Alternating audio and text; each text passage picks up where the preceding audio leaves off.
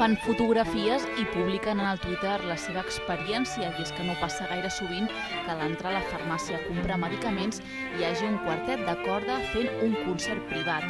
Aquesta ha estat la sorpresa que s'han endut els clients de la farmàcia Isern de Parets el dissabte a la tarda, i les cares de tots ells ho diuen tot. Es una sorpresa, es la primera vez y me encanta. Los niños que están paseando, encontrarse con un concierto que muchas veces tienes que ir fuera para verlos y encontrártelo aquí en el pueblo, fantástico. I no és d'estranyar que avui tots ells hagin passat més temps que de costum dins la farmàcia. La gent està, quan entra, que no s'ho creu, en plan, què està passant aquí?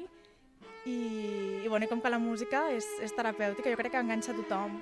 I de moment, pel que sembla, m'està agradant la idea. Aquest concert ha estat el premi d'un sorteig que el Centre d'Estudis Musicals Maria Greber ha organitzat per tal d'aconseguir recursos pels alumnes que aquest any estan becats per l'escola.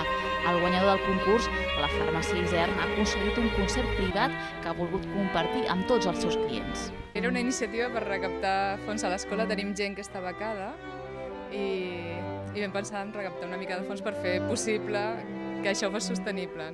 I amb la idea de Sant Valentí se'ns va acudir que una manera molt bonica de celebrar aquest dia podia ser un quartet de cambra.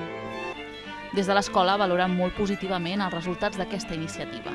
Molt bé, ha vingut molta gent i l'escola té molta repercussió a tota la comarca i cada dia és més coneguda i actes com aquest ajuden a difondre-la. I també la vessant terapèutica de la música. Després dels resultats de la iniciativa, el Centre d'Estudis Maria Greber estudia seguir organitzant sorteigs solidaris.